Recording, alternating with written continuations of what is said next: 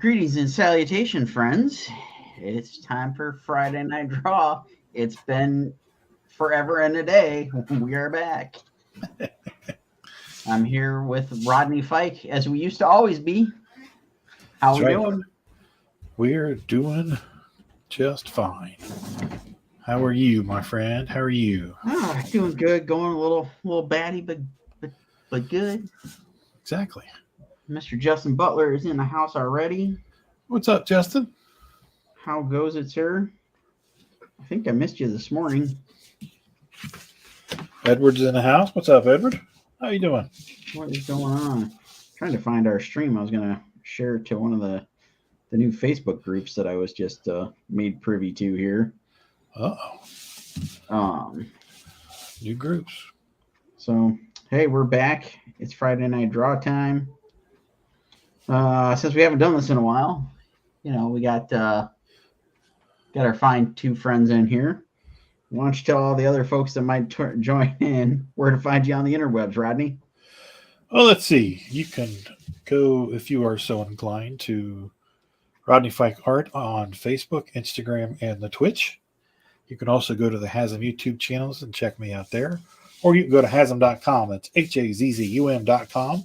And check out all of our books, such as Peanut Pudding and Jelly, Pitter Patter, Unchained, Roadkill Rampage, and coming soon to a Kickstarter near you on February 21st, our new book, which I am inking the variant cover for, Doghouse. You can also find me on the Indie Comics Network on Saturday mornings at 10 a.m. for Sketchy Saturdays, and Mondays at 3 p.m. for Fyke It, Let's Draw, and Thursday nights for Thursday Night Throwdown. What about you? Folks are looking for you. Where might they find you, Mr. Forney? So you head over to the Facebook, the Instagram, the Twitch, the Twitter, the whatnot. They're all at Sean Forney Art, and our YouTube should be updated to at Sean Forney Art as well. You can find links to our store, newsletter, and all those goodies over at SeanForney.com.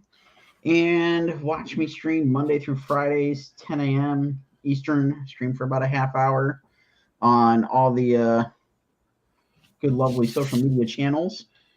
And come hang with me as I do little doodles like this one here on the table.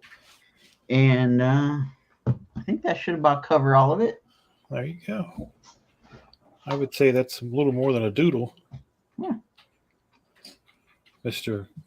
Barbarian himself, Conan. Yeah, had to, do up our good friend Conan the Barbarian from Samaria. The Sumerian, the Barbarian. Exactly. Or the Barbarian Sumerian. Yeah. I don't know which way is proper. I don't know what the proper etiquette is there. He answers to both. Well, I was trying to share our feed, but it's not popping up in the regular feed. What the heck? What? By Crom. By Crom, indeed. Although he spelled crumb. I'm sure that was autocorrect. Maybe it was he was going for Robert Crumb. There you go. All right, I got some shares out. See if some more folks decide to come join us for this lovely Friday evening. We're here, folks. Tell everybody. Tell all your friends, hit that share button, hit that like button, hit that subscribe button. As we were just doing our little team meeting backstage there. We're going to stream hopefully, starting probably the first or second week of March, do some more Friday night draws. Next couple of weeks are a wee bit busy, Right. but hopefully we'll get back at it here. It's been pretty crazy. Yeah, I've been doing the mad dash of trying to finish the book, working on a multitude of other things, and all the other stuff that's just been going on around here. Wrestling with two dogs every day. Yeah, wrestling indeed. I am covered with little teeth marks.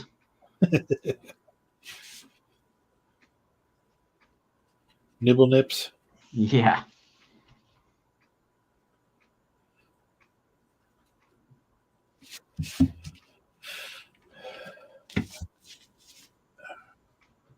So, okay, I'm out of the loop on the Bad Batch. Uh-oh. What? How deep into the season are we? 4 episodes? 5 episodes? 8 or 9. Oh wow, I'm really behind. Yeah, they did 2 episodes yesterday. Yesterday was the mid-season.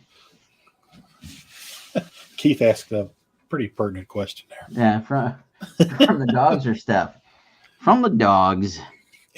I got an ew from the other room.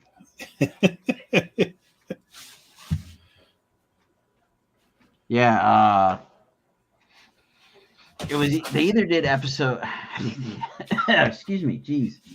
They did episodes 7 and 8 yesterday. I'm pretty positive that was the 2 that they released. Because I saw on the gram today that Ian McDermott came back to do the voice of the Emperor. Yeah. Oh God, is he's just spectacular at it. That's cool. I definitely have to start watching that because I am way behind. This season is they're bouncing around doing like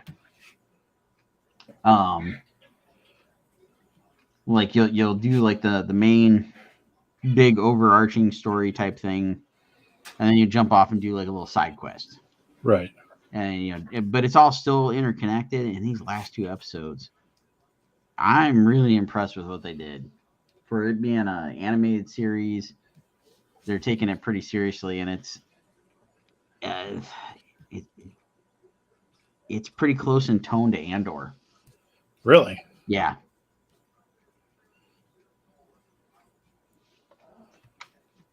So how did you enjoy the end of Andor? I dug it. I really, really like that show. Yeah. Yeah, that did not. There were a couple of episodes there in the middle that drug a little bit, but you always had the sense that it was building towards something. Yeah. And boy, howdy, were they. Oh, yeah. I'm excited to see what they're going to do the next season. Because the next season is supposed to be like time jump and then lead us right up to Rogue One. Yeah. Oh, Edward's got to go. Well, thanks for tuning in with us here. Yeah. Have a good night, Edward.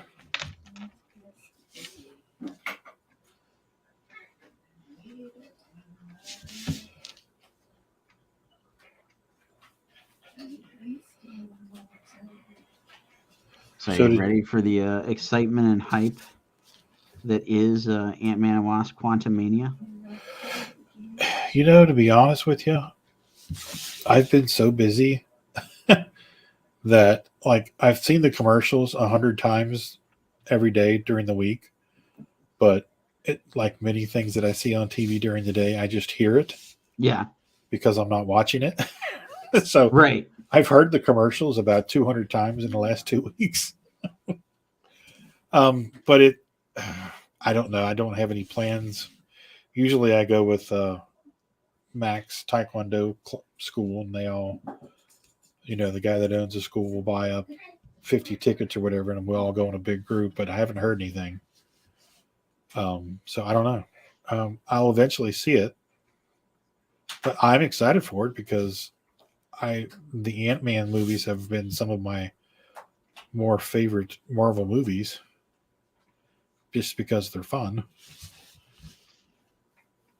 Or I should say more fun than some of the other movies. Yeah. Lighthearted, I guess. Yes. But I am excited to see it. We got our tickets. We're going Friday night. There's I think 12 of us going, something like that.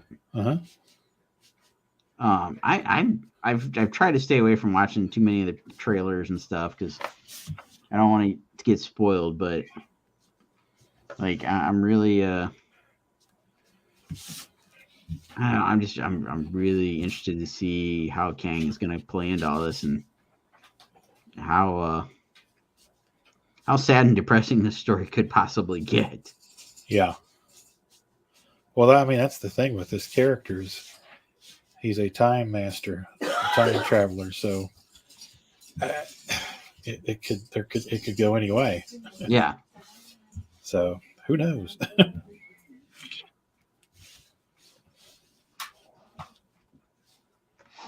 Justin says, I'm excited for it, but more excited for Guardians.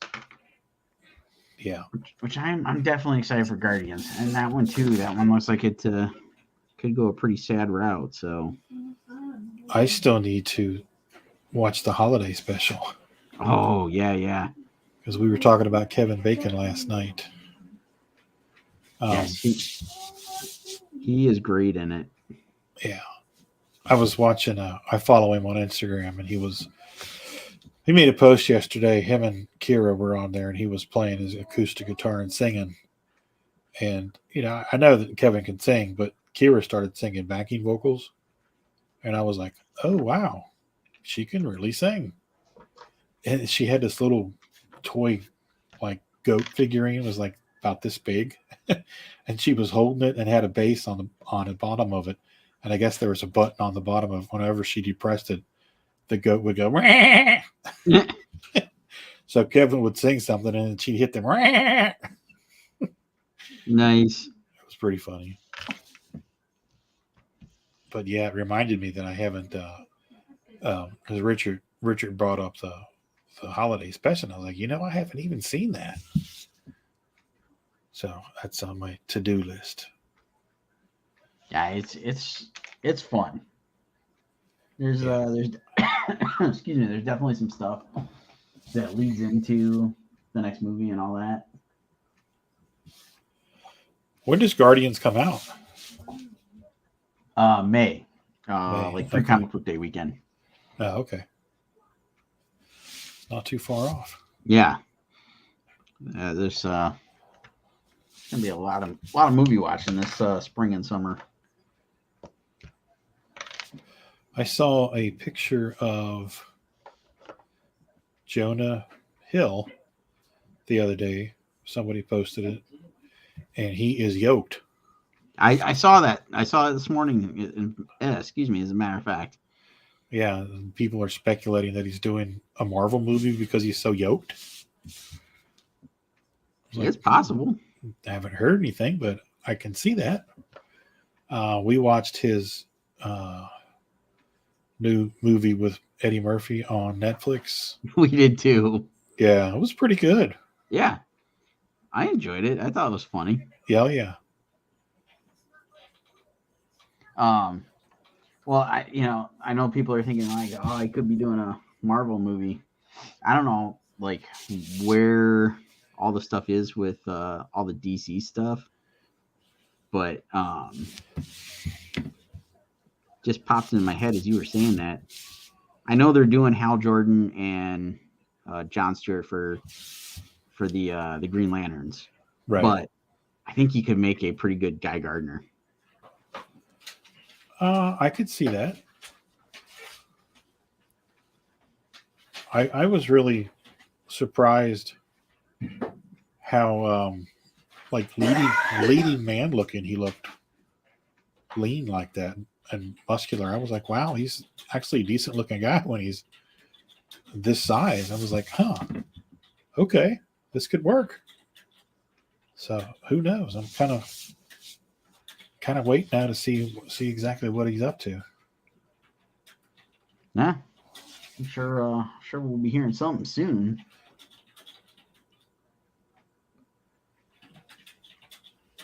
He could be playing the Thing in Fantastic Four. You never know. There you go. Yeah, they're supposed to start rolling on that here pretty soon. Yeah. Is Mr. Office still playing Mr. Fantastic? There's a lot of rumors going around on two guys. Dave Patel is one. Dave Patel. Who's that? Somebody can correct me if I'm wrong, but I believe he's the Slumdog Millionaire guy. Oh, okay. And then the other one, shoot, I'm blanking on it because somebody asked him. They called him out at some sort of event in the last few days. He's like, "Well, I can confirm that I can neither confirm nor deny that I've had any talks." God, I can't think of the guy's name. I read it like twice today too, because I saw something pop up. They did officially confirm. I think his name is Speakman is directing. I think that's right. Something along those lines. Okay. He was the guy developing Star Trek with J.J. Abrams before they canned it recently. Huh.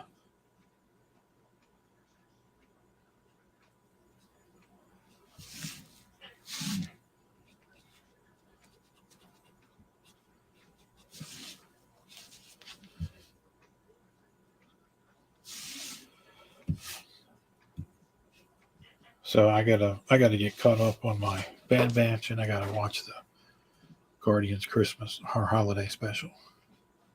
Yep, and then March 1st we get Mandalorian season 3. It is March 1st. Well, I was thinking the 6th, but that's even better because it's sooner. Yep.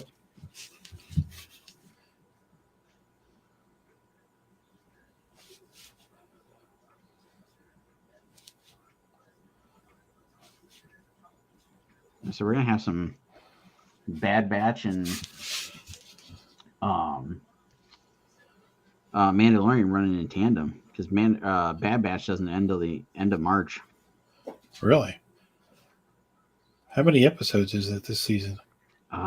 Geez. Was it 16 last year, wasn't it? I think so. It's got to be in the same ballpark. They gave us two episodes to start. They gave us 2 episodes yesterday, and we get 2 episodes to close out the season. And then there's still many more weeks left. 1, 2, 3, 4, 5, 6, 7.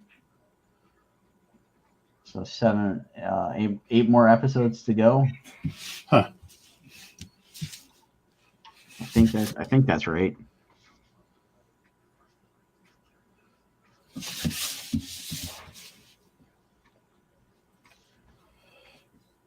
Yeah, we watched. We've been watching the second season of Your Honor with Bryan Cranston, and we've been watching the second season of Kingstown with Jeremy Renner, which is a great show.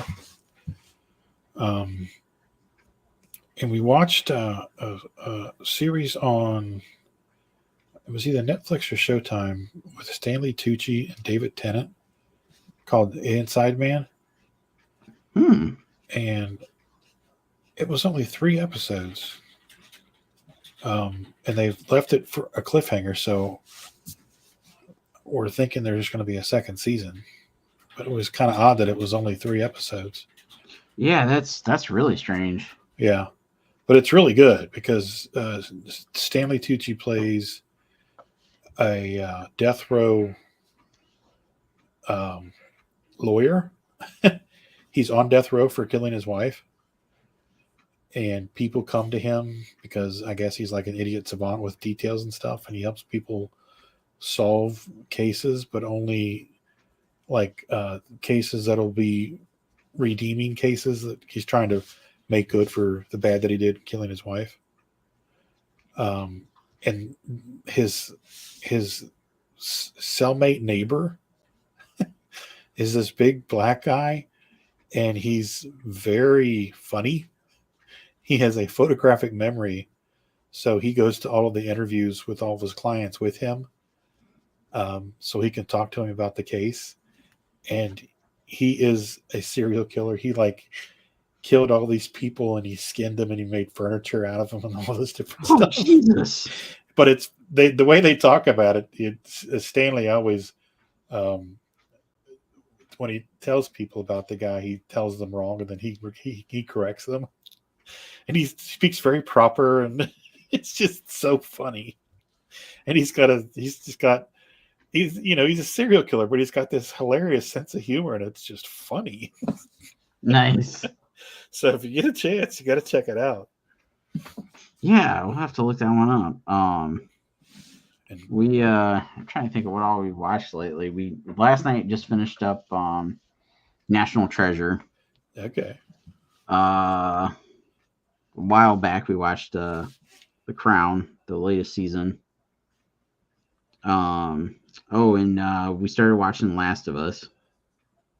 Okay. Yeah, we got one episode into that, and our HBO subscription ran out, so we'll have to pick that back up. I'm really enjoying it. I've never played the games. I didn't know anything about it going into it. Right. And as the meme was floating around the other day, I think it's going to be true that by like the year 2029, all TV will be Pedro Pascal helping to save children and escorting them to a safe place. He'll cool off eventually, and people will start moaning at the mention of his name. You know how people are. Oh yeah. I think he's great, but that's this Hollywood cycle. Right.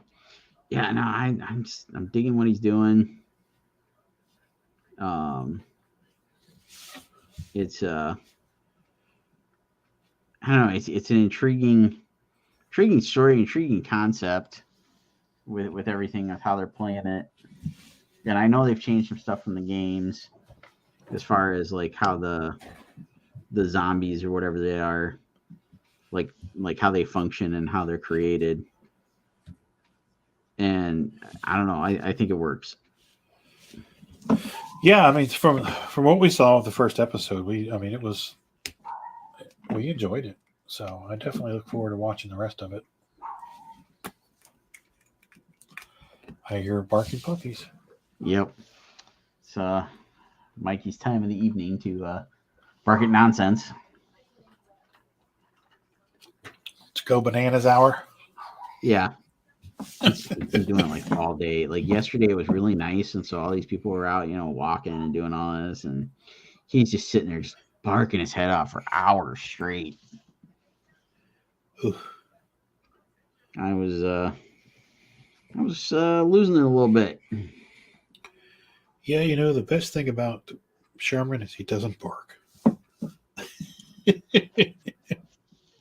He's looking at you like, I'm gonna learn how to now, Dad. Exactly. It's like, you can ignore me because I don't bark. Well, just you wait, sir. Just you wait. We spoke too soon.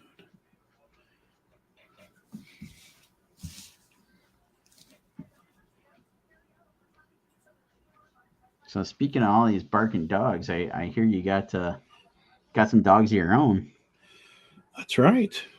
We got a brand new book coming out from Hasm. We're going to be launching on Kickstarter on February 29th. So if you all would be so kind as to go to the Doghouse Kickstarter and mash that notify on launch button for us, come join the party.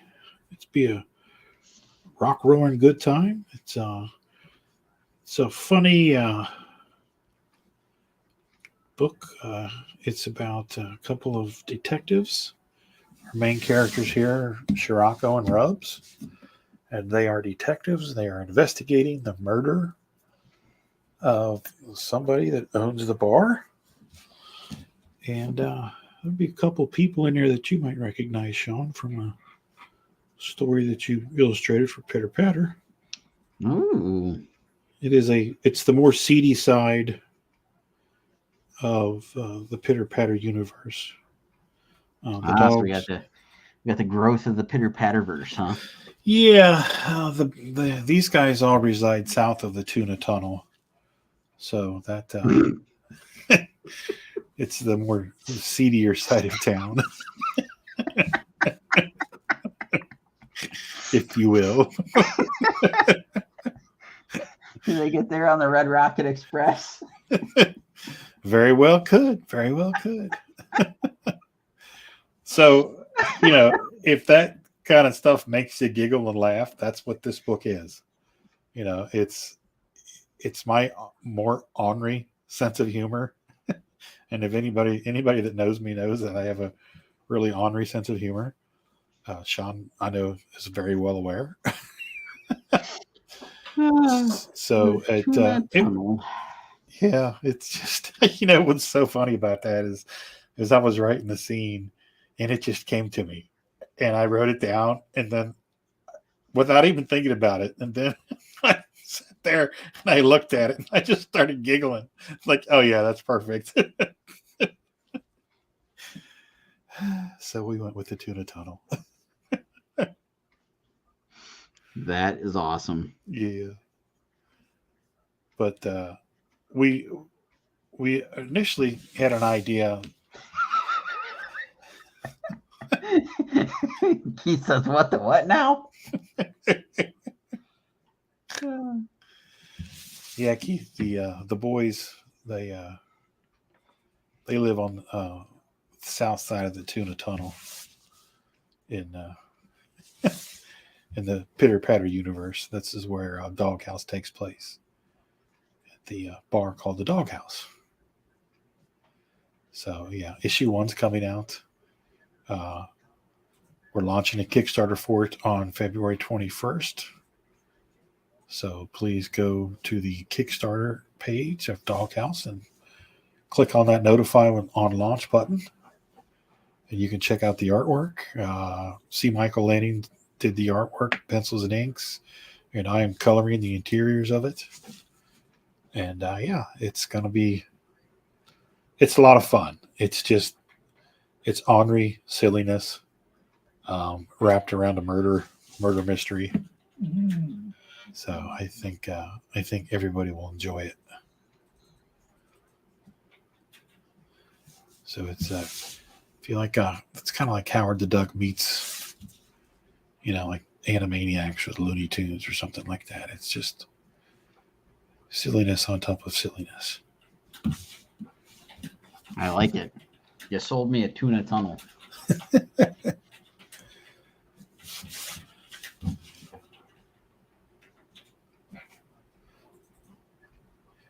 And if you want, we can show you. This is my cover, my variant cover for it, and we can show you Daphne Lage, who does her own books, did another variant cover for us, and this is the main female character. Her name is Fleabee, and she is one of the prime suspects in the investigation. This is the safe to view on Friday Nite Draw version with strategically placed Post-it notes. And this is one of the variant covers that will be available in both safe for work and not safe for work versions. So I think Keith is ready to click the buy now on that. Buy now on that. There you go, Keith. So yeah, there's gonna be plenty of things to be had for it. So please check it out. It's going to be fun. Join us for the launch party. It's going to be a hoot. We need Warner in here with the Mighty Moose. Oh yeah. Compare furry notes. I think he'll have a heyday with the Tuna Tunnel. Justin says, a howl, you mean?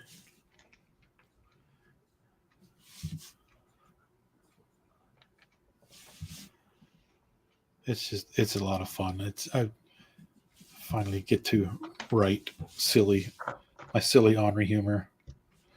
We initially were going to do it with Pitter Patter. We were going to take them this route, but people that we talked to were like, you might as well keep them the way they are because you've got them established and everybody likes them the way they are. So if you're going to do it, with different characters. The story's funny, keep the story, but change it up some. So we changed it from Buddy and Dude, and I created Scirocco and Rubs, and we turned them into dogs. So I created all these new dog characters, and we just went to town. You gotta watch the trailer for this movie coming out called Strays. Or Stray. It's one Stray or Strays. I can't remember.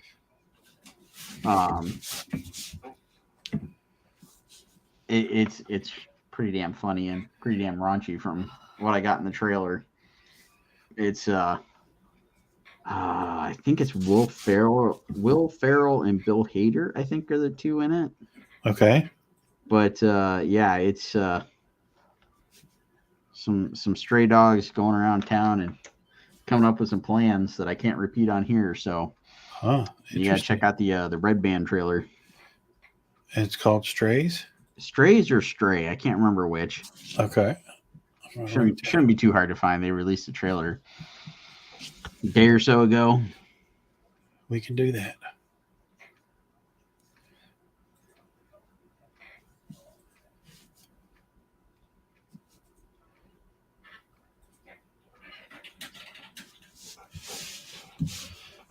Yeah, and it's not Doghouse. It's not raunchy or it's not smut. It's good, clean, ornery sense of humor, fun. There's no nudity or anything like that, except on that cover. Except a couple of variant covers, yeah. But it's definitely ornery. Definitely a lot of sexual innuendos. But it's all designed, for a good laugh. Nice. It's the opening. The second scene, the dialogue between the two main characters is just worth the price of admission alone.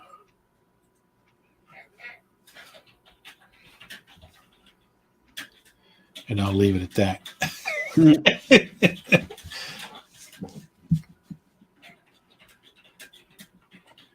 Because I wrote it. When I wrote it still with Buddy and Dude in mind. Okay. But then I went and I'd rewritten it since and added more to it.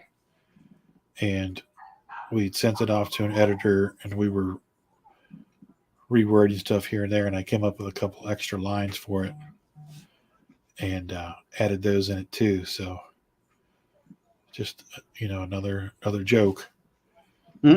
So it's probably the funniest couple of pages of anything I've written ever. Nice.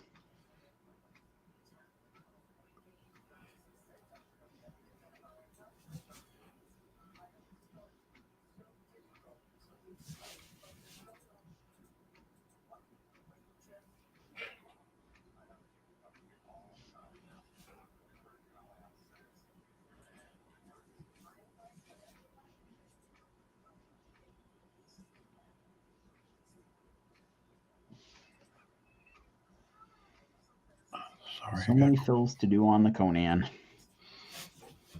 Oh yes, all that hair. So it reminds me of my crazy kind of dumbfounded moment the other day. Okay. So I've really gotten into digging the artwork of the guy that's taken over doing Conan for Titan Publishing. They're the ones that have the license now. Right. And the guy is just uncannily channeling John Buscema. Oh, yeah. and it's just amazing work, just gorgeous looking stuff, and just beautiful like brushwork and all this stuff. And the other day he posted like stuff of his tools, like people have been asking him what he was using to ink and all this, and he posted a picture, and swear to God, he just posted a picture of a skewer. I'm like, what the heck? So he posted another picture a few days later with like, you know, the like all of his tools laid out on the desk, and there it is again. He's got like a stack of these skewers. I'm like, okay, I gotta try this. So yesterday or day before, I was getting ready to work, and I'd been inking a cover for like 2 days in a row, and so, you know, all the ink stuff was already out, and I was already a mess. So I'm like, I'm gonna just play around with this. I want to see if this is, you know, really gonna work to do anything. Right. And I was pretty dang happy with the results.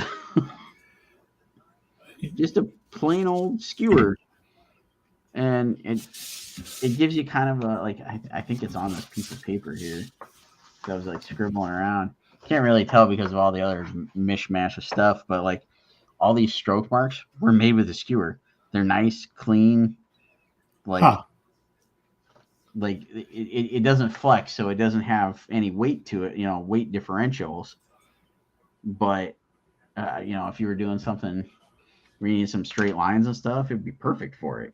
Or if you wanted to do like some really big bold like strokes or fills or something. Yeah. I'm like, this is like too simple, and like there's no way. And sure enough, it works out.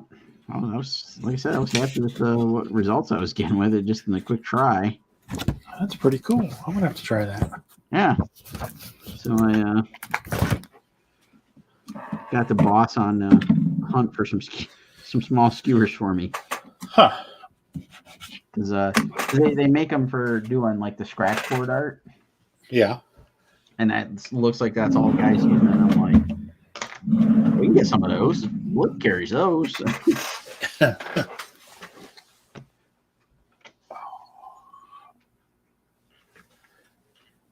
When does that come out, that Conan book? I don't know. Because I remember we were talking about it the last time we streamed together. Yeah, I don't know when it's coming out, like how they're being released or any of that mess. But the guy is doing it, man. He's just mind-boggling how he is like. I don't know if he's aping or he's totally just in that mindset, but I mean it's like Bushima like grabbed Frazetta's brush and started like drawing. And what's his name again?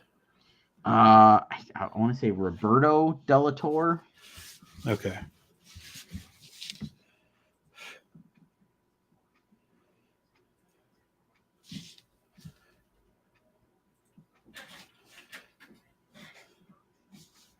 I'm just crazy impressed with what he's doing, and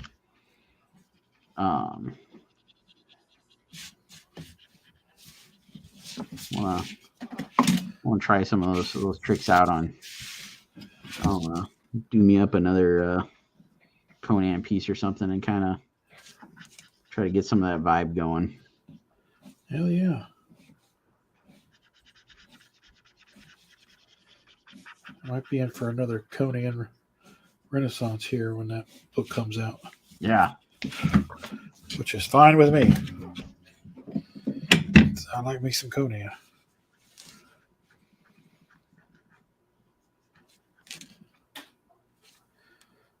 I was going through some of my sketchbooks today looking for some stuff, and I came across my Ernie Chan Conan that he did in like 10 seconds.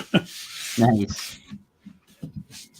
He was sitting there at a table, just very quiet, unassuming. Nobody was at his table.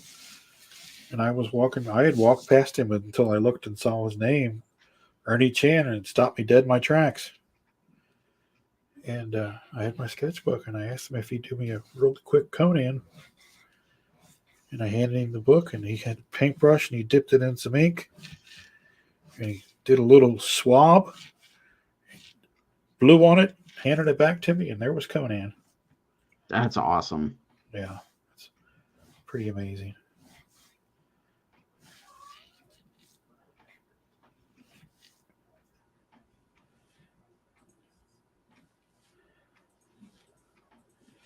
Those old school guys, man, they do that.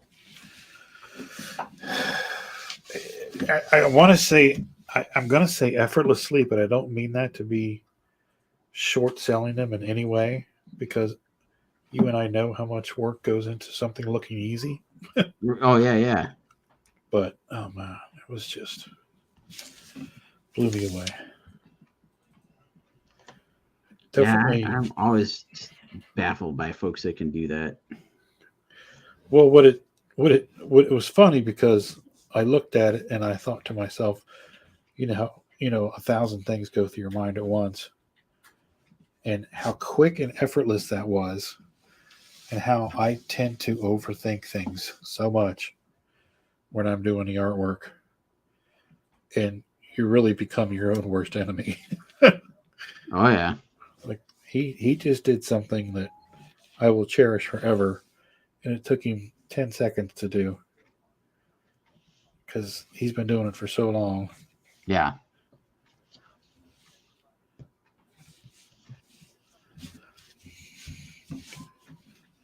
I hear Sherman Right. begging for some attention. You don't want me to pull your chair over? Do you want to go for a ride?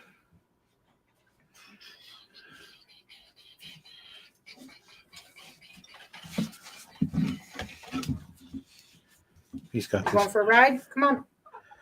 new thing now. He hops in his chair and Mom gives him a ride over to her side of the room. He hangs out with Mom because Hold Dad's on, not we paying gotta him go enough over the attention. That's hilarious. See you, Sharon.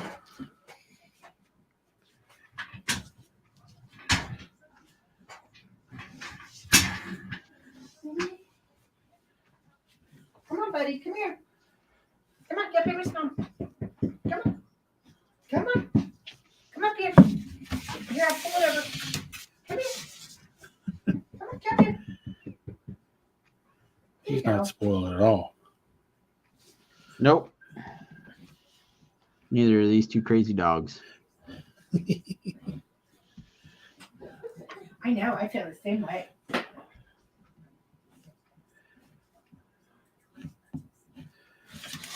So we went to this Mexican restaurant for dinner and asked for some hot salsa. And it came out. And it was a really good batch. So I got some to take home. And the guy was like, we looked at him and he was like, well, we'll pay for it because sometimes, they don't want to, they kind of look at you like you got three heads. Right. And so we told him, so well, we'll pay for it. It's just, we want to take some home. It's good. It's a good batch. And he looked at us and he smiled and he goes, you don't have to pay for it. He says, if you want some to take home, I'll give you some. We're like, oh, okay, cool. Nice. That reminds me, we were doing some Christmas shopping, and the one of the food truck brewery place that opened up recently around here, they did holiday markets like leading up to Christmas and all that, and we were there and like we were getting ready to leave and saw this guy was at the last table that we stopped at, and he was selling different types of salsa. Ooh. And ghost pepper honey. Oh, get out. So we bought some of the honey because we tried that and was like, yeah, we're definitely getting that. And he's like, here, try some salsa. He gave us, I think, kind of like the middle of the road stuff. And he's like, well, I've got this stuff called Crazy Karen, and it was a pineapple mango salsa. And I'm like, all right, I'm sold. And he's like, well, it's got the same heat as this stuff here called rocket fuel. I'm like, I'm going to take a bottle of that for a buddy. Ooh. So we go and we do our shopping, and we got that bottle, and it was intended for Jesse. We were doing it for him for Christmas. And Nate and Amber were trailing behind us by like, I don't know, half hour, something like that.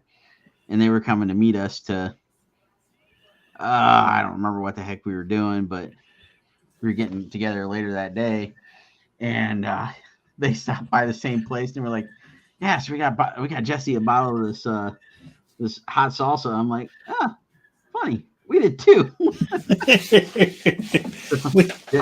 Jesse got loaded up on plenty of hot salsa for Christmas there.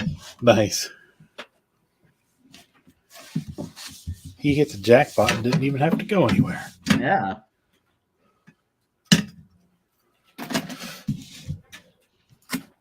And we did all of our crazy Christmas stuff, and I now have a Jesse Noble signed 9.8 CBCS graded Starlight's Field Guide to Cryptids and Other Creatures, signed by Jesse. Nice. I get the package and I'm like, man, this thing is heavy. And I started opening it and I realized it's the book and it's graded and everything. And I'm like, so they're going like, who'd you have sign this? He just kind of gives me a look. It's like, duh, me. I'm like, oh yeah. So funny. So my frame for that just arrived today.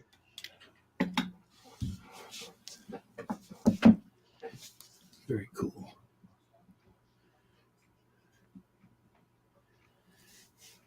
It's a pretty good seller. I've been very, very happy with how well it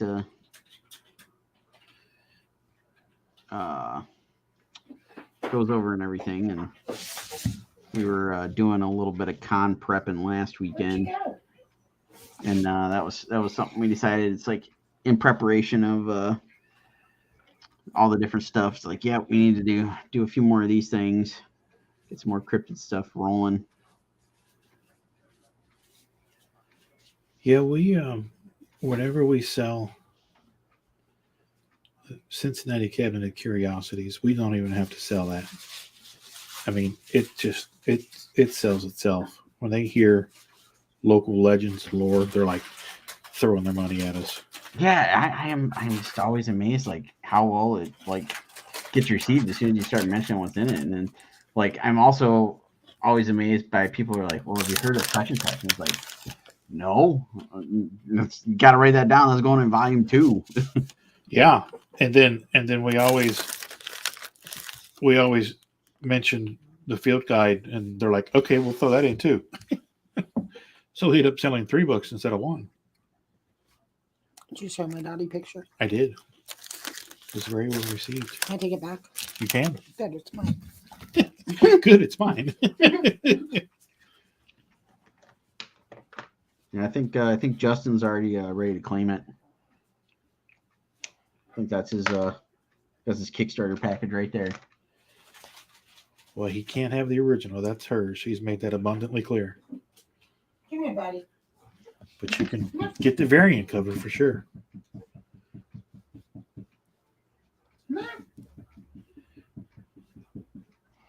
Man, once that book's out, convention table is never going to be the same again.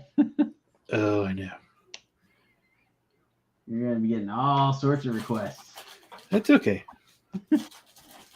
And maybe a little bit of too much personal information. Yeah, it's all good. It's hilarious because I sent you guys that picture that Jesse had sent me. And I was like, have you seen Rodney's new book? And he's like, no. I'm like, and then he writes back, he's like, maybe.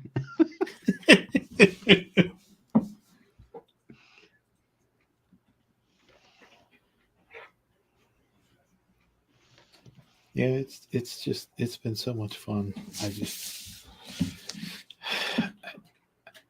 When I'm sitting here writing it, and then I'll turn around and I would read a line to her, and she was like, "Are you really going to go there?" And I'm like, "I'm going there." Nice. There was only one time she told me no. And hey, I can't blame her. I would have told me no too, but I had to try. All right, we might have to hear that story later. I don't remember what it was, but I wrote a watered down version of what it ends up actually saying.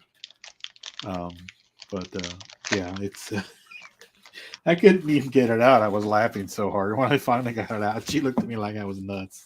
She was like, "No, what's wrong with you?"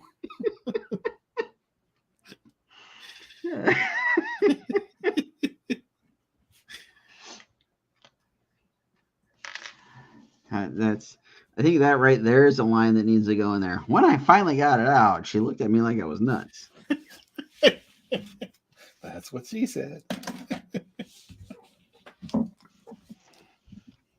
Should be like the sequel to the book. That's what she said.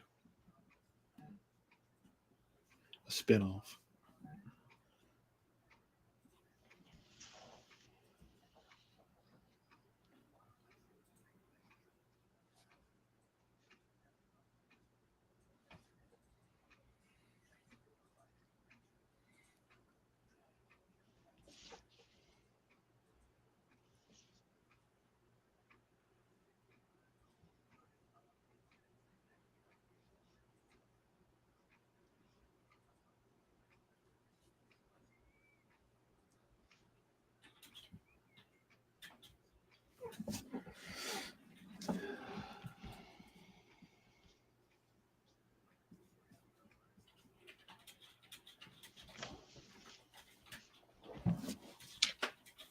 Conan's taking a little bit longer to ink than I thought he would here.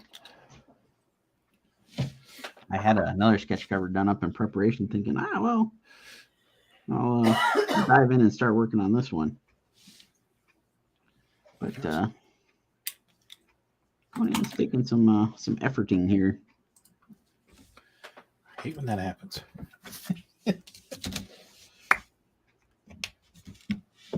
Looks good though. Looks good.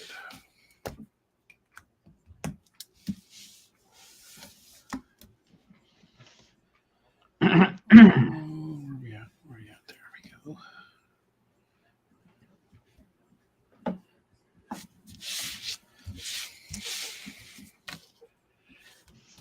Let's do this one guy here. Okay.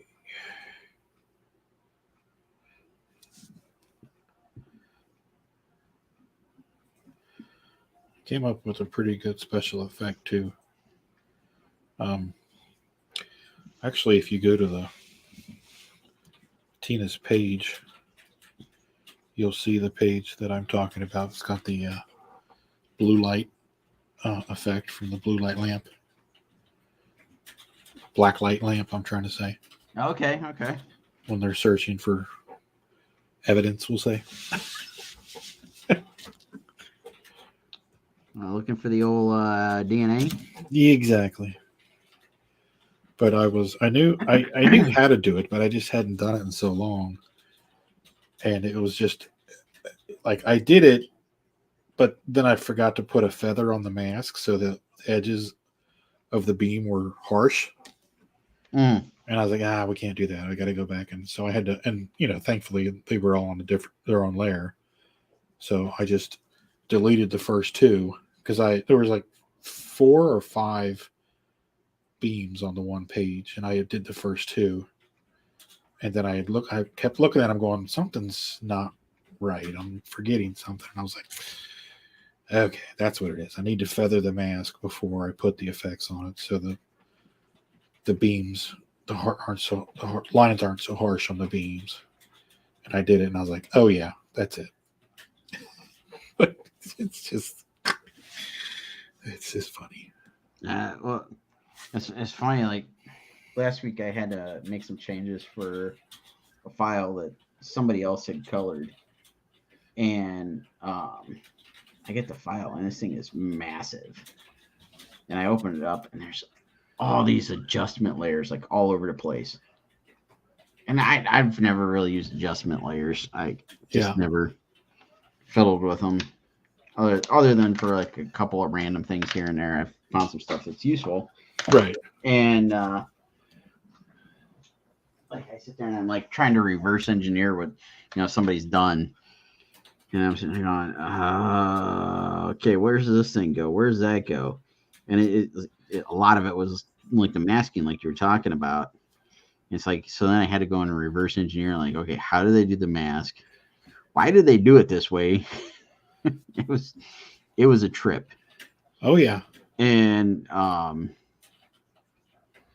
it was also the start of me realizing that, yeah, apparently I'm gonna need a new computer, and then trying to go through and then figure out all this stuff. And again, like the whole reverse engineering thing is just a challenge in itself. And then this once I figured it out, though, I'm like, okay, I see some benefits of this stuff.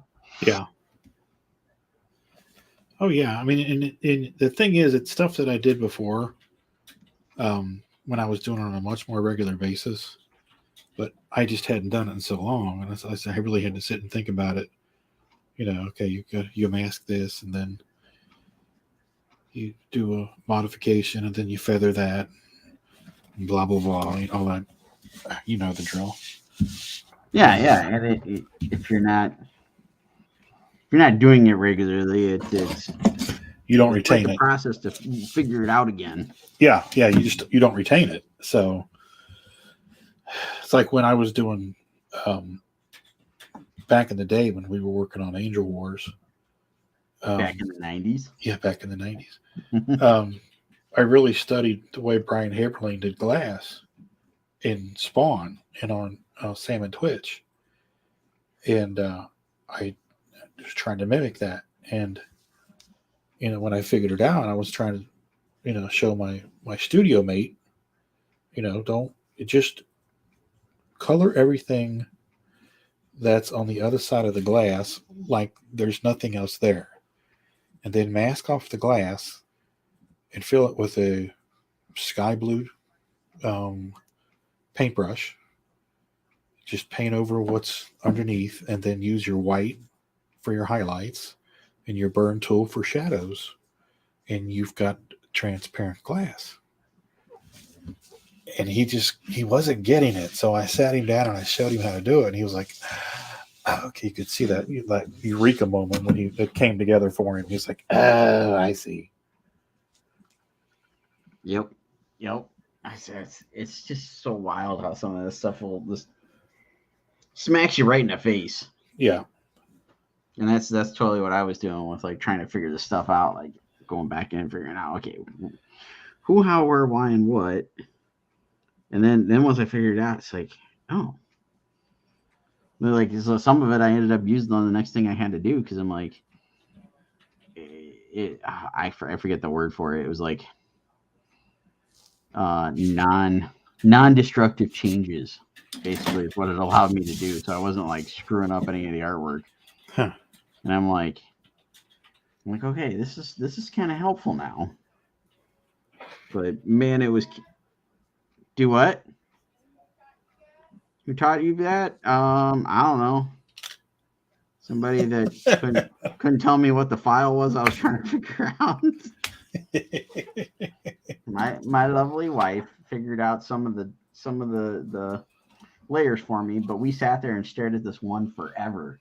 I'm like, none of these look that way. None of these have this little bar on it. It was the damn color thing. Anyway, it was the first freaking option on the little palette that pops up. And it took like half a day to figure out that's what that thing was. And it's like, oh, this makes so much more sense now.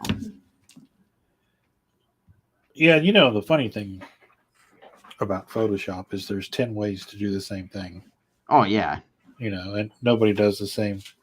Like you don't color the way I color, and I do a very simplified version of coloring, just because that's the way I've always done it, and it's just for me it's quicker. Yeah.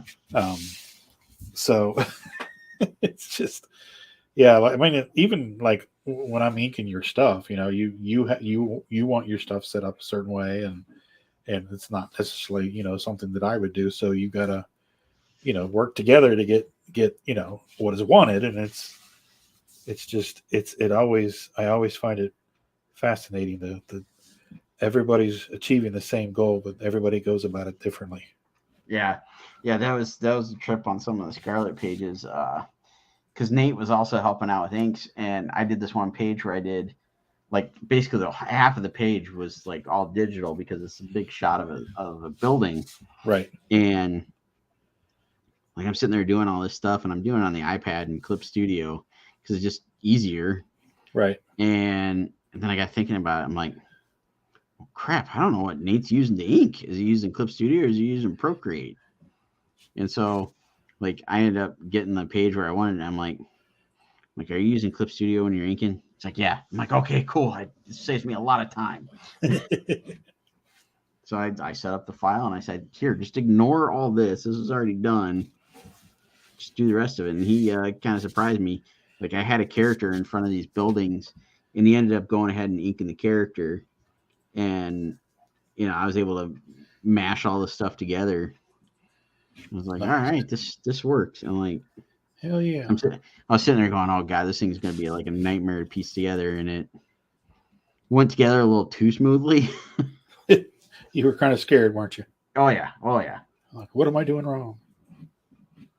I don't know. I haven't heard screams from the other room, so I must not have screwed anything up. She says we'll see. She's flatting everything that I put together today. Yeah, I've got the tablet now too. So I entertain the thought of I mean, I haven't done it on your pages, but maybe doing some inking. I'll tell you what, I am absolutely in love with inking on the iPad. I've inked all the pages of mine that I've inked. I've been doing on the iPad. Yeah. And I downloaded some brushes from a couple different places that are set up by actual inkers that have worked traditionally for, decades basically. Right. And like I'm able to do stuff with the brushes in Clip Studio on the iPad that I can't replicate with a real brush or a real pen. That it just has that look and that flair to it that like I don't know how to replicate traditionally. Yeah. But I don't know, Clip Studio's brush engine or whatever, it does a really nice job. And it saves all that headache of doing the final cleanup, getting it ready for color. Yeah. I was I inked like a page and a half today. Get stuff finished up and pretty happy with it.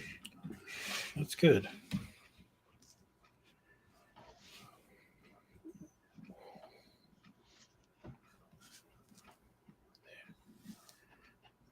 I did try doing it a little bit on the computer.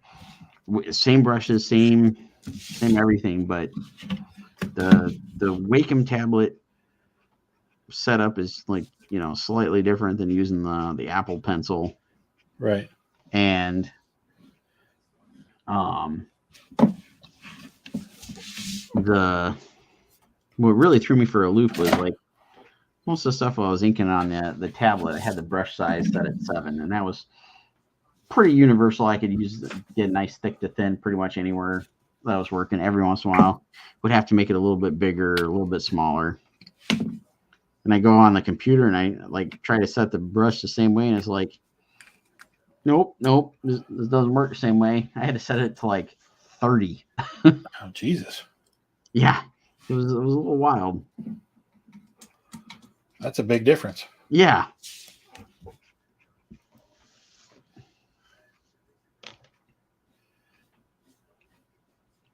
You know, I don't know rhyme or reason why or whatever, but kind of threw me for a loop.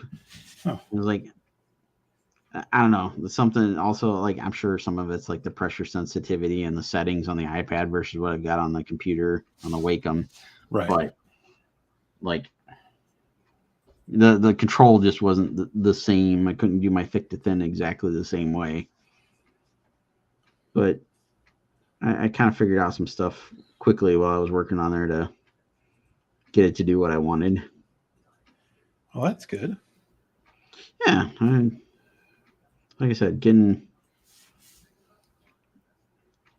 a little more apt at it, so keep fiddling with it here. Constantly evolving.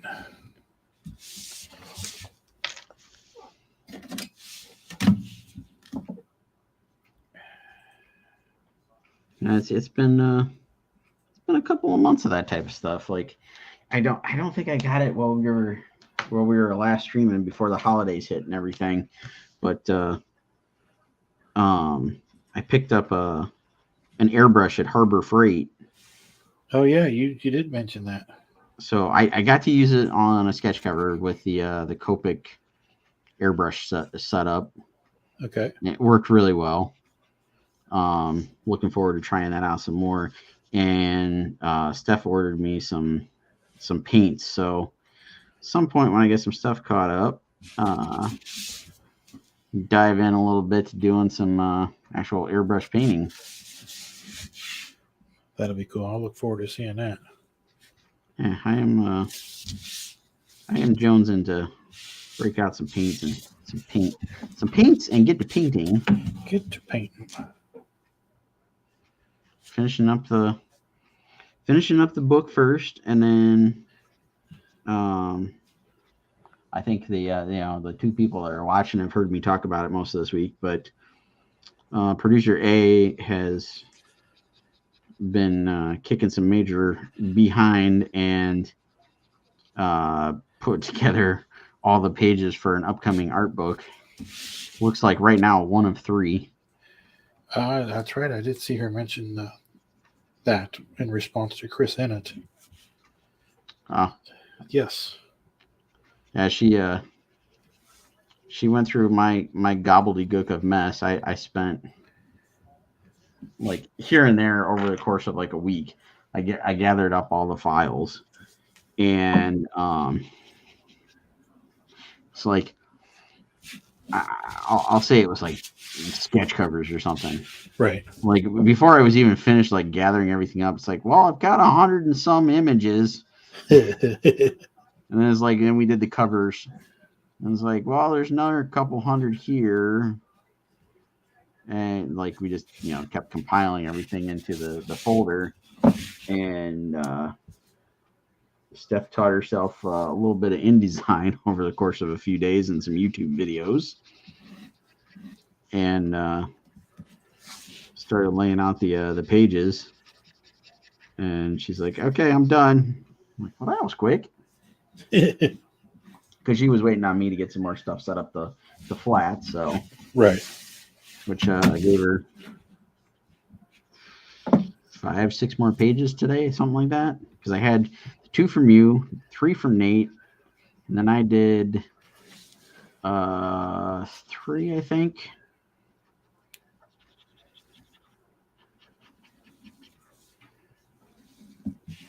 So something along those lines. What's the release date on that? Oh, I have no idea. Hopefully soon. We're hoping to have it in time for C2E2. Oh, okay. But it just depends on how quickly I can get through drawing these last few pages. Right. And then start coloring. Once I get to colors, it'll go real quick. We're still trying to figure out how we're going to tackle lettering, whether we're going to bring on somebody to letter or whether Steph's going to letter. That we haven't figured out yet.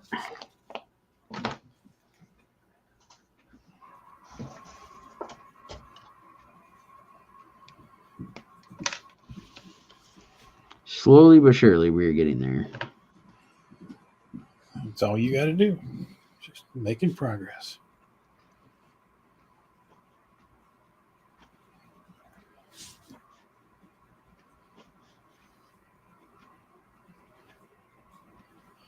So have you been watching Oak Island? Yes. Yeah, we I've watched missed- the. Oh, go ahead. I was going to say I've missed the last couple of weeks. What have I missed? Yeah,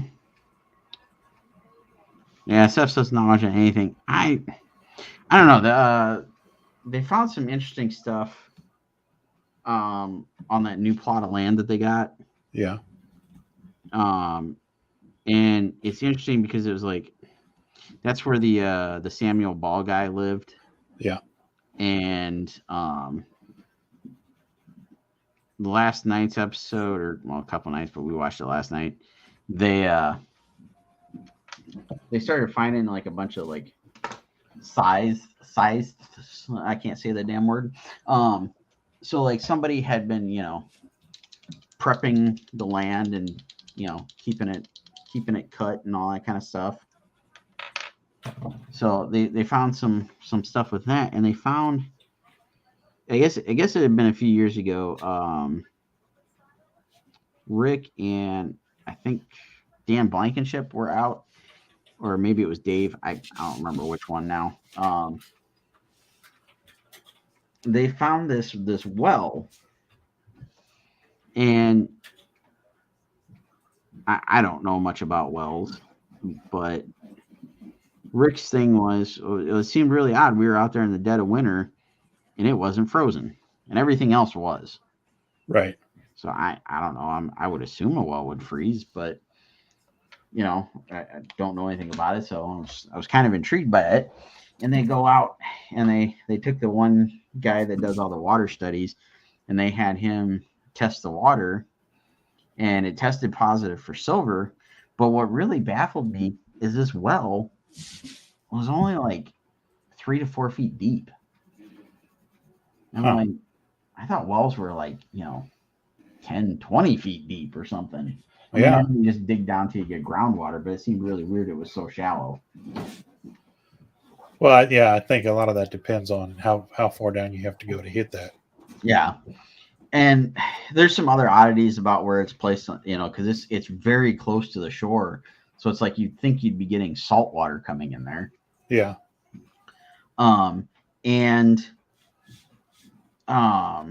So last night's episode, the archaeologist had started scraping away all the like turf and stuff, and they were uncovering all these rocks around the well. And it's like this well, like the diameter of the hole looks like it's maybe like 4 foot in diameter, but when they started uncovering all these stones around it, it's like a good at least like 10-foot square that they're uncovering that surrounds this whole space. Huh. So it's just really odd. And I'm really interested to see like what are they going to pull out of this thing, because they're supposedly going to drain it on the next episode. Yeah. I want to see like what do they find in this thing. What purpose did it really serve? If it was, really a well, whatever. I wonder if it was some type of a latrine. I don't know. It's really bizarre. And then it looks like they're getting the approval to finish doing the mine shaft to go down in the one shaft that was there that they had kind of newly rediscovered. They got all the permit approvals and whatnot, so they're gonna go in and get to actually walk underground from the way they've got this thing planned out. Huh. Yeah, I go through streaks with that show where I get really enthralled with it, and then I get aggravated with it, because they make really minuscule discoveries. Yeah, and they make a big deal out of it, and I'm like, really? You're getting all excited over a railroad spike or just something stupid? Now, the one thing that's really cool that they did find, I don't know if you caught this episode, they found a Roman coin. Yeah, I saw that. I saw a bit of that on surfing the channels last week. I was really surprised by that one. I know it, has numerous ways that it probably could have traveled there and all that mess, but it's like, all right, you found a ancient Roman coin just, sitting in the grass. Well, I mean, you figure the Knights Templar were around when the Roman Empire was still in power. Oh, yeah. So I would imagine that they probably came across some Roman coin at some point. Yeah.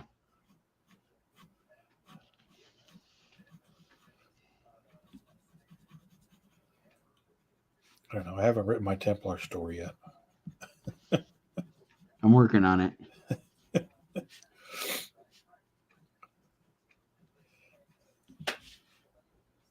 I have been capped at 4 books. What? That's it.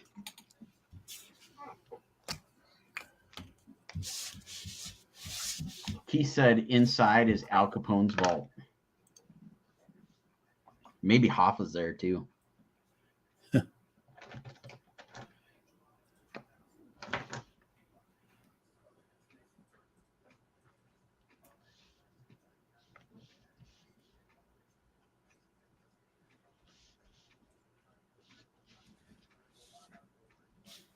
Good old Hoffa. Think they'll ever find his body? Nope. There was a show on, I can't remember if it was a History Channel or what it was, but they were talking to all these people that supposedly knew. And they basically came to the conclusion that his body was dumped in a junkyard just off of one of the bridges in Jersey, because it was, at that time, it was owned by the mob. The dumping grounds were, and right where his body was put in a 55-gallon drum, and it was dropped in this landfill. And they went and they did a LiDAR scan of it, and they could see images in the scans that looked like 55-gallon drums, but it was under so much, 40 years worth of dump that, they basically ended the show with, some point in time we'll get permits to dig. And I'm like, why wouldn't you have already got the permits to dig before? So it's like a Bigfoot thing. Yeah. They string you along for an hour and a half or 2 hours to watch the show, and they come up empty. But that was the most intriguing one. Yeah, yeah. Yeah, I was eating my breakfast the other day and came across this Instagram account that it's literally called the something rabbit hole. I can't remember what the heck it's called. It's rabbit hole is in the title. I'll have to send you the link to it. But it's all these like crazy conspiracy theory things. Right. And it's just wild, some of the stuff that they put on there. Huh. Yeah, I definitely like to check that out. You can't really, like, they've got some of that stuff on Facebook, but you can't really go to those pages because they're all just ads and yeah. And it's just like, it's not worth your time. Yeah. You go nuts trying to find your way through it. It's like when you go and try to find a recipe and they tell you like 50 years of history about the recipe, and then you finally get to the recipe and then the page resets. Yep. It's like, no. I think I'm going to call Conan done. See if I can get him on camera better here. There you go. That looks good. Thank you. Is that a sketch cover? Yeah. Nice. I like the work on the battle axe. That's pretty sweet. Thank you. I'm trying to get ready for con season and get some stuff kind of pre-done. Oh yeah. Have it available. So that's what I'm going to be doing during the morning streams, because a couple of commissions that I got to try to squeeze in here can't really do on the live streams. So Yeah. What was that He-Man character you did the other day? Stratos. Stratos. Okay. I was trying to think. I'm like, because I did a few of them before, the holidays hit, and took a little bit of a break. And I was like, what did I just finish?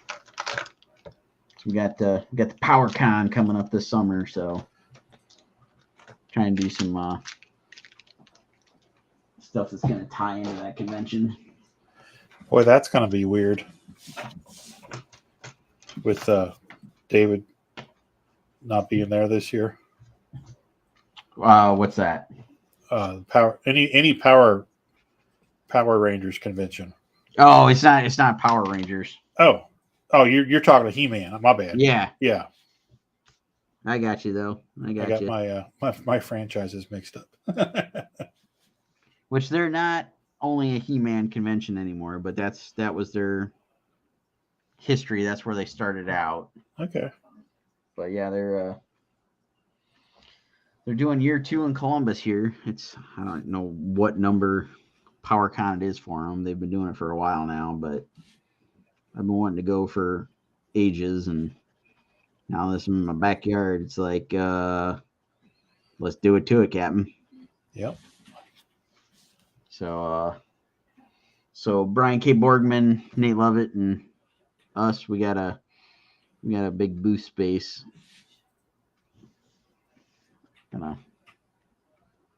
Gonna get all sorts of nerdy. That'll work. It sounds like fun. Do it up.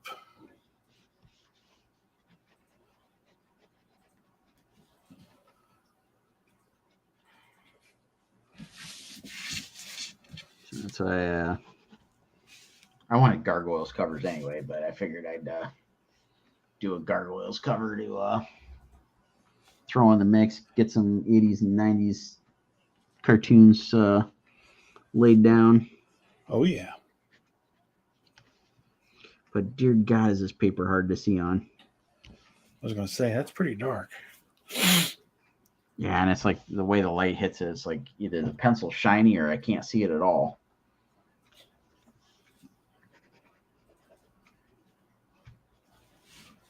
Yeah, they don't think about the artist's eyes when they put those things together. Like if they would have made it like a shade or two lighter, I think it would be perfect. Yeah. Because it like I decided to do Goliath, and it's like he's purple, that's why I went with it. But it's like it would be nice if it would have matched his purple a little bit better, and just a touch lighter. See the pencil would work for the character.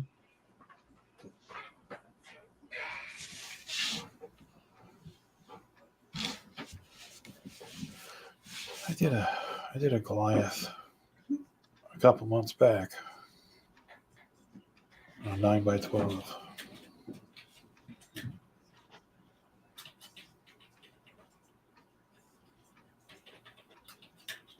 I have to look around to see if anybody's got them.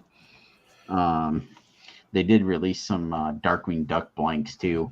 Oh, I know. Definitely like to get hold of some of those. One of the covers that they did for that series, it's in the back of here. They actually did like a short little preview. I just love that cover. Yeah, that's awesome. And somebody did, I think it was like an homage to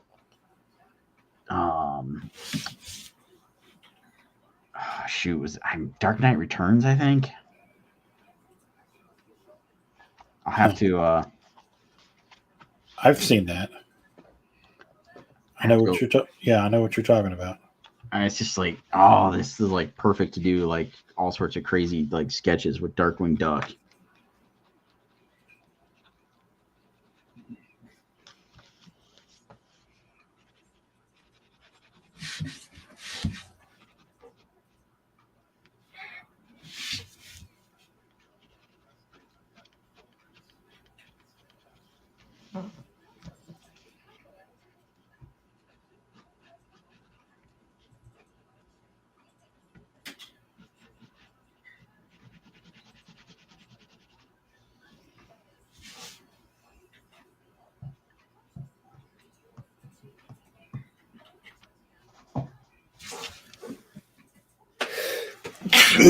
Excuse me. Thank you. He was sneaking up on me there for a couple seconds.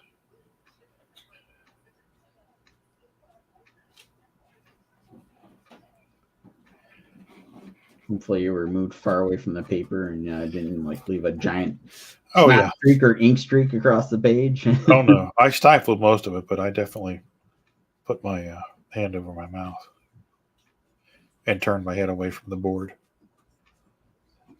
One too many pieces spittled on in the past. I learned my lesson. Yeah. It's always one of the pains is like sneeze, a cough, or a hiccup when you're trying to ink. Oh yeah.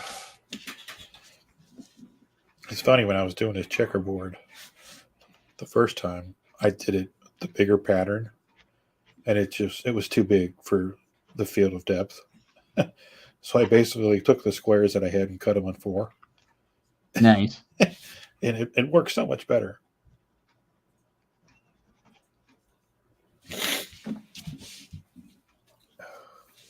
Yeah, it's one of those things is,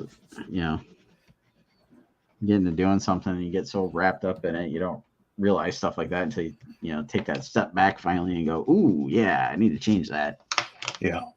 I totally did that on a cover I was working on last week. Sitting there, I was like really getting in the groove and getting everything going. I sat there and looked at it and I'm like, there's multiple characters on it. And I was like looking at the perspective I set up and it's like, well, yeah, I got to take that character out because there's no way he works at all in this space. Yeah. He's way too small. Like, so I just drew a brick wall over him. Yeah, I've been doing that more frequently here recently. Is before I ink it, I'll just pin it up on the board and walk away from it. And then, for like a couple hours, and every time I come back into the room, I look at it before I sit down at the desk, and I'm like, okay. And you see something one time, and you see something the next time, and then, you jot it all down, and then you go fix it all at one point. Like, okay, that's much better. Yeah. Than what I started with.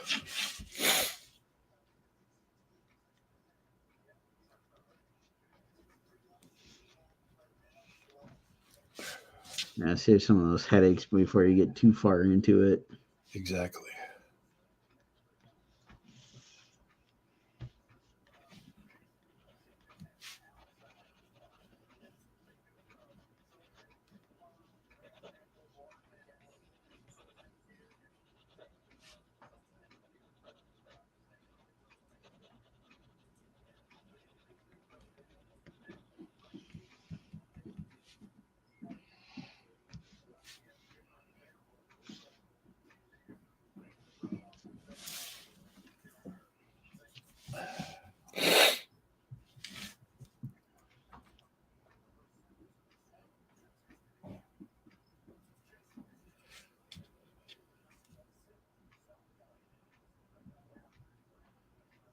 Oh, I thought that was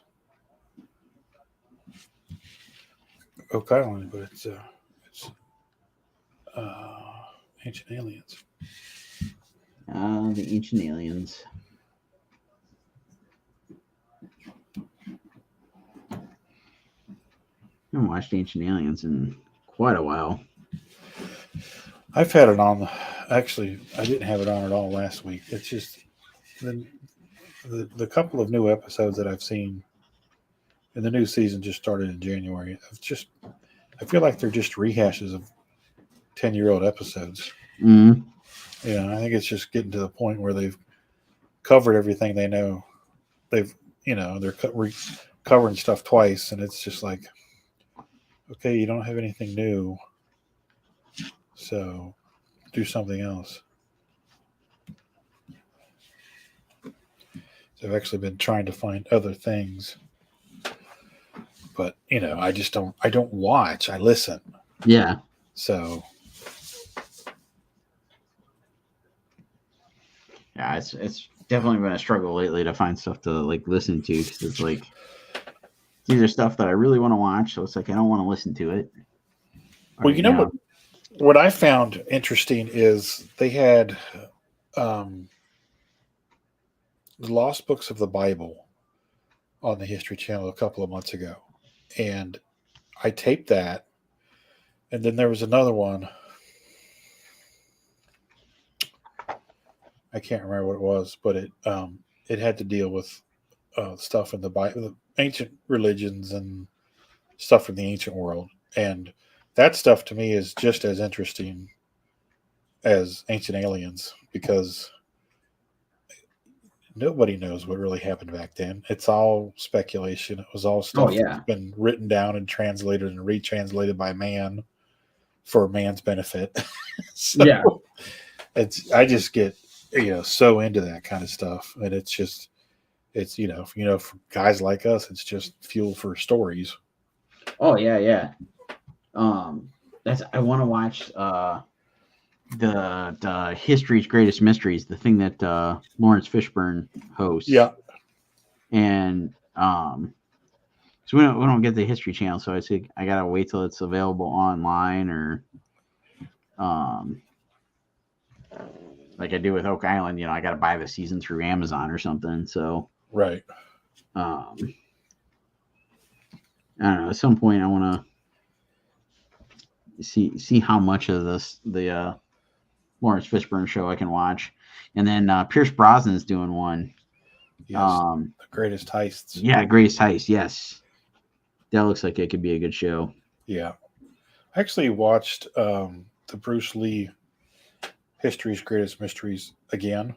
Oh yeah, it was on probably I think it was Monday night, and I watched it, and it was interesting because I had watched it before but wasn't really paying attention to it. And they always said that he died from an allergic reaction to the aspirin that he took. Yes. For his headache. Yeah. And they current doctors went and examined the autopsy reports and the death certificate and all that, and they were like, no. There was no evidence of, because if he would have died of that, they would have shown this in his lungs and this here, and none of that was present. But his brother was friends with the people that did his funeral at the funeral parlor, and the one guy told his brother that his fingernails were black when they brought him in, which is a telltale sign of poisoning. So what they did is they went back and they looked at these aspirin that he was taking, and there is a chemical in the aspirin that they weren't aware of causing these adverse effects back when he died in 1973. Oh, wow. Because there hadn't been enough time go by and had enough people die of it. But not everybody. Some people, it doesn't affect them, but other people, it's fatal. Huh. So they're thinking that it might have just been he was one of the people that it was fatal to. Wow. Yeah. But did you know that he had his sweat glands in his armpits removed? I saw something about that, and I think it was in response to that episode. Yeah. And did his wife back that up? They didn't talk to her. Okay. But I swear that she came in and denied that. I could be wrong. I could be. Yeah, they didn't. They didn't act like it was any kind of an issue, because he actually went right before they started filming Enter the Dragon and had him removed. Mm-hmm. Because all the movies that he had filmed before, he had spent so much time in between scenes wiping himself down under his arms because he was sweating so much. Yeah. And they theorized that maybe he died because his body wasn't, releasing some of the sweat stuff that need to. And they were talking to a couple of different doctors, and they were like, no, you're basically the sweat glands in your armpits are virtually useless because you sweat through the skin on your back and your chest. That's where most of your sweat comes out of the top of your head. So removing his sweat glands in his armpits would not have caused him any kind of distress at all. Huh.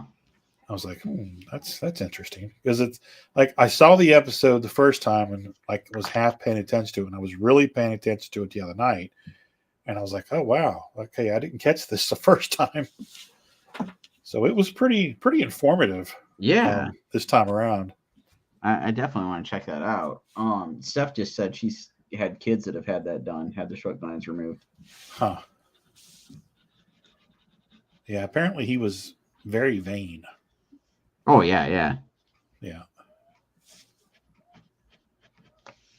That, like I said, I saw something that I'm assuming it had to be tied with that episode getting released, where people were kind of arguing about that and the whole sweat gland thing as to whether or not he actually had them removed. And that's what I was trying to remember, like if the wife actually like said he did it or not, because there was like people trying to like disprove it and all this mess. And well, apparently it wasn't even a point of contention in that, because they had like the doctor's reports and everything on it.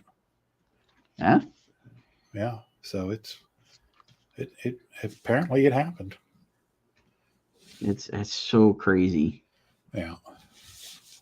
Well, you figure as driven as a person as he was, and as vain as he was so vain because he was so driven.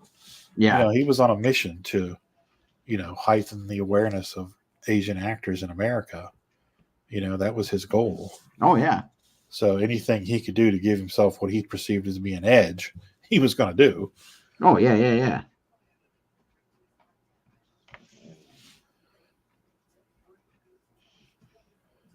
It's just a shame because he just, 30, 32, 33 years old, you just wonder what could have been.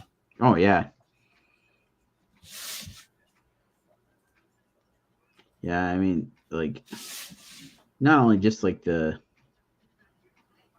like movies, films, TV, whatever that he could have done, but like also like there was like all sorts of all the stuff that floats around the internet, like what would have happened if he would have fought Ali, or any of that kind of stuff. They would have done some like exhibition matches of that kind of stuff. Yeah. Well, and the interesting thing is his brother is still alive. And I gotta be honest, I didn't know he had a brother. Yeah. And he's still, he's in his 70s. And, I mean, he was Bruce's younger brother. But, Bruce would have been, 76 years old now? Yeah. Which, for Asian folks is, they stick around to their late 90s, so. Oh, yeah. I just wonder how viable he would still be if he was alive. Oh, yeah. Yeah. I mean, I don't know off the top of my head like how old Jackie Chan is, but I mean he's still out doing stuff. I know he's at least in his 60s. Yeah, he was actually he was a stunt double on Enter the Dragon. And worked with him on other movies.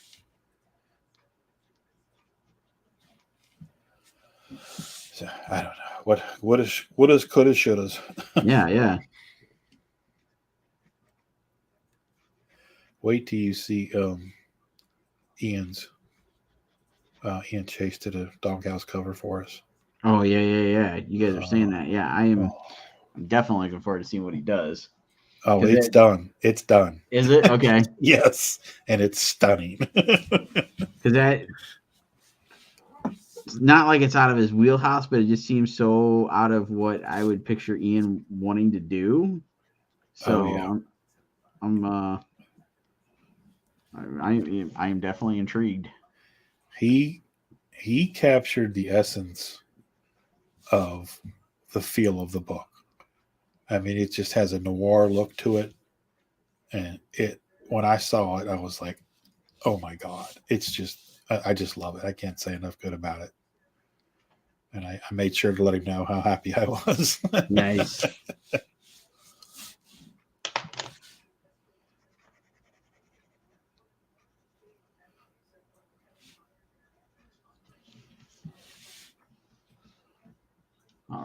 I know it looks like Goliath is somewhat visible on screen there, but oh wow, we went over. Yeah, I was gonna say I just looked at the clock and it's like, oh wow, we did an hour and 40 this evening here. That'll work. I am totally cool with calling it here, and Yeah, I got enough done on this for the night. I gotta finish it up tomorrow on Sketchy Saturday. what time can folks watch you on Sketchy Saturday? 10 o'clock tomorrow morning on the Indie Comics Network. Come over and check out myself, C. Michael Lanning, John Celestri, Marv, and Mike Jimmy should be there this week. I don't think he has a show this week. Or last week he was doing a 24-hour comic, so he should be back this week. Excellent. So we call ourselves the Council of Five. Nice. But it's fun. We've got a good crowd that comes in, and it ends up being between John's 50 plus years in the business as an animator and everybody else's. It becomes school. Yeah. And John's great. You know, he worked on the Boba Fett cartoon for the Star Wars Christmas special. He animated Boba Fett. Oh, nice. Yeah, and he's just the nicest guy. So yeah, he's a wealth of knowledge. That's awesome. So yeah, if y'all have any questions about the Boba Fett piece or the animated Boba Fett cartoon from the Star Wars special, come in tomorrow morning and ask away. He is willing and able to answer all sorts of questions about the animation. That's cool. Yeah. Because I was grilling him on it last week too. It's so funny because we don't talk about it for weeks, and then one show we'll talk about it for a half hour. So, all right, that's all I got. All right. Well, cool. Yeah. Go join Rodney on the Sketchy Saturday. I should be back to streaming Monday morning, I think. We'll see what happens. And then we'll take a Friday Night Draw break for the next couple of weeks. Come back. See if I can join you guys on Thursday nights here coming up. Sweet. And yeah, I think that about covers all of it. So, all right. Thanks everybody that tuned in this evening. Thanks for hanging with us and all that good fun stuff. Hope everybody has a great weekend. Absolutely. And yeah, we will catch you guys all on the next one. All right, everybody. Have a good weekend. Bye.